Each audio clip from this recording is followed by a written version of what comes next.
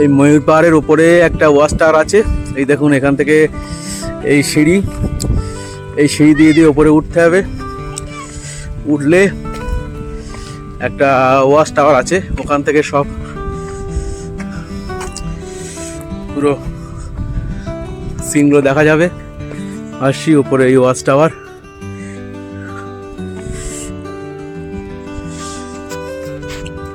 এই ময়ূর পাহাড়ের এই সিঁড়ি দিয়ে উপরে উঠছি। এখন বাজে দুপুর প্রায় 3টে। যাই হোক, আমাদের এখনো খাওয়া দাওয়া হয়নি, সেখান থেকে ঘুরছি। বাবা, এইটা দেখে তারপরে খাওয়া দাওয়া করবো। তো শরীর খুব টায়ার্ড হয়ে গেছে, আর না খেলে হবে না। তার মধ্যে সবথেকে এখন পুরুলিয়া যেটা সবথেকে সমস্যা, খুব হালকা ড্রেস পরে আসবেন, একদম কিন্তু গরম, প্রচুর গরম। টেম্পারেচার প্রায় 35-40 তো হবে মনে হয়।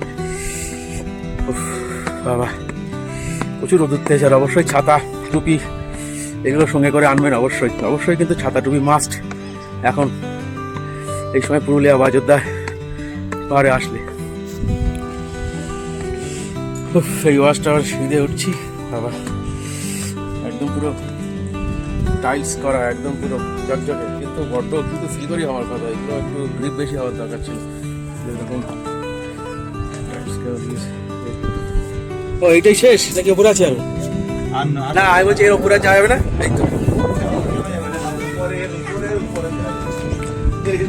এখান থেকে লাফ দিলেই একদম উপরে। যদি কেউ মনে করে খুব উপরে যাবে, হ্যাঁ, যদি কেউ মনে করে একদম উপরে যাবে, তাহলে এখান থেকে লাফ মারলে হয়ে যাবে। একদম ময়ূর পাহাড়ের একদম মাথায়, হ্যাঁ, একদম চারিদিকে পুরো পাহাড়, একদম চারিদিকে পাহাড় দিয়ে ঘেরা। এই টাওয়ারের উপরে আমরা আছি।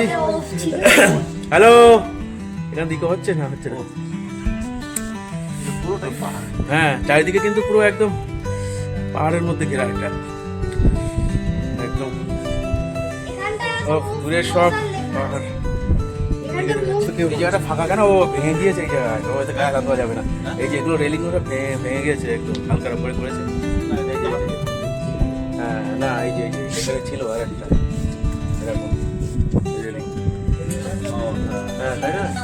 বাচ্চা কাচ্চা আসলে এইভাবে অতটা না মজবুত না এটা,